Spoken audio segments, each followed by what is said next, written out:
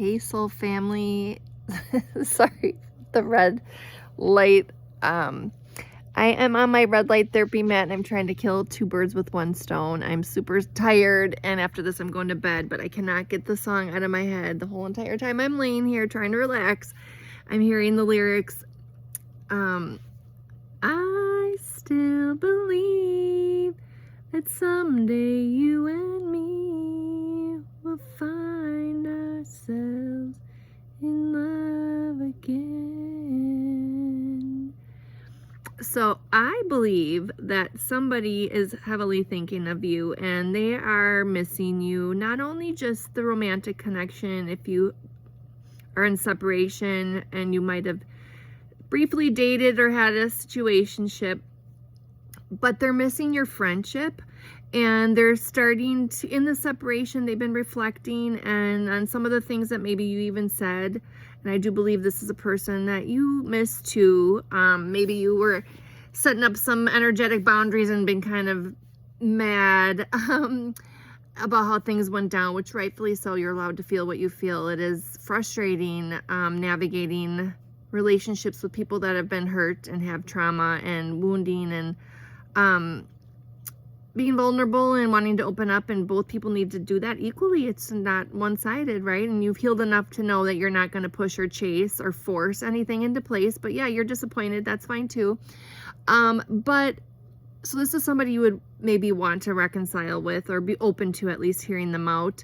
And lately, maybe you've been feeling a little bit of shift in energy of just softening up to them. Maybe you're seeing signs of them when you're out and things like that, and the guard is coming down a little bit in your heart space for them. Just understanding that sometimes people's issues have nothing to do with you and the reality of that, right? They're wrestling with stuff and sometimes the distance is actually what is needed. But anyways, this person is thinking about things and reflecting on God, and their angels are working with them right now and helping them heal their heart space, because they've been hurt in love and have had a lot of trauma around relationships and attachment and issues and wounding and maybe from even their childhood, things coming up that are maybe being slowly revealed. And 2, 3, 4 on the clock when I said that. So there's a progression of things in healing, and not everything can all happen at once. It's not a linear journey usually, and so sometimes the distance and space can help allow somebody to process things, and you were a catalyst in opening their heart space, so don't discount that. But yeah, this person, it misses your friendship and realizes what you brought to the table, and they're also realizing that relationships are not so much about perfection but presence, and that perhaps you know, you might be the only person that they ever really felt safe enough to open up to and feel seen with and share some of their things that they maybe try to hide. And you're somebody who has issues too, so you would never judge anybody, and they're not used to that. So it maybe it's taking some time to reflect on the things that in the conversations that you've had and allowing them to see, like, dang, maybe I had this all wrong. Maybe I this relationship thing, maybe it's not so much about being perfect and being, you know, because maybe they put you on a pedestal, like they thought that they were less than you in some way. And maybe you're a good balance. Maybe you're more spiritual and intuitive and emotionally in tune, and they're more grounded in the physical. That is that yin yang energy, the masculine feminine energy. So you can put yourself wherever you are in the spectrum, but focus on the 3D, you know, stability physically and financially. And then the other person in the dynamic could be you as more spiritual and intuitive and emotional.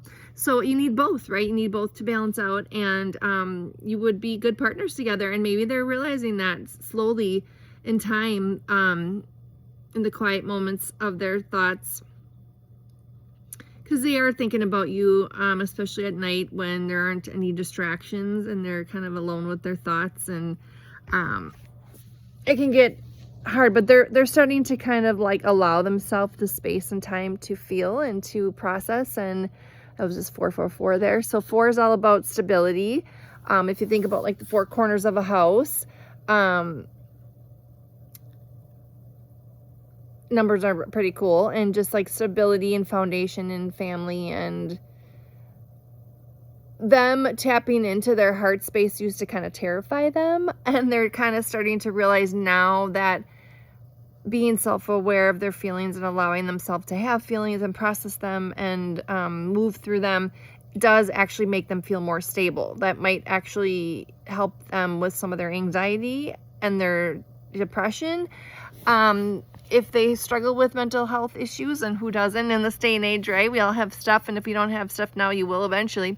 And no shame in that. But allowing themselves to analyze, like, why am I feeling anxious? Like, why am I feeling depressed today? Like, allowing themselves to process and analyze, and as they're maybe more logical minded, and they maybe typically kind of push their feelings down, and they're being called to face them, address them, ask, let them come in, and then let them go as well. And that will help them feel more stable in themselves and grounded.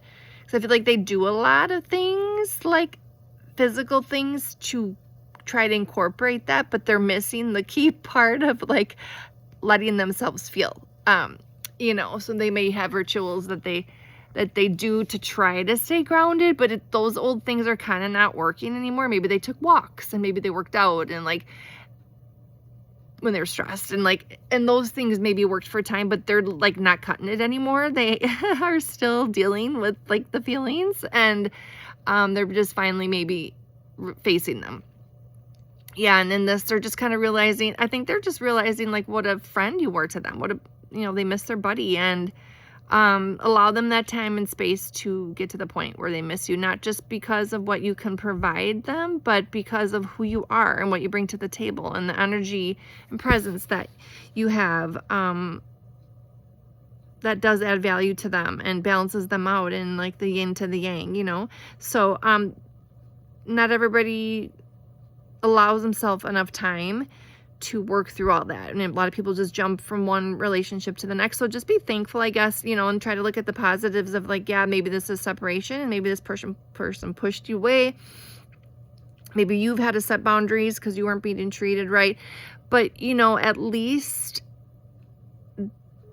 they're not forcing a relationship just because they want connection, and they're desperate for connection, even though that might not feel right. Or, they're not, doesn't seem like this person's like jumping and bouncing around from relationship to relationship, not dealing with their stuff. They're dealing with their stuff, and got to give them props for that and respect that, right? Because a lot of people don't want to do the work, and it is heavy sometimes, and it's hard to do the work and face your stuff. And this person's willing to do it, and time and a place, right? And you were definitely a catalyst in opening up their heart space and letting them feel it, and actually for the first time maybe even allowing themselves to feel safe opening up with another person. Maybe they just used to dealing it with on their own, and like not even, or maybe they're used to just like close family and friends, and not really ever a romantic partner being that person for them. And they're just starting up to the idea that maybe that is possible for them to have that safety even in romance and intimate partnership that way. So hope that resonates for you. Look up the rest of that song if you want. I don't know the rest of the words. That's all that came through. Bye.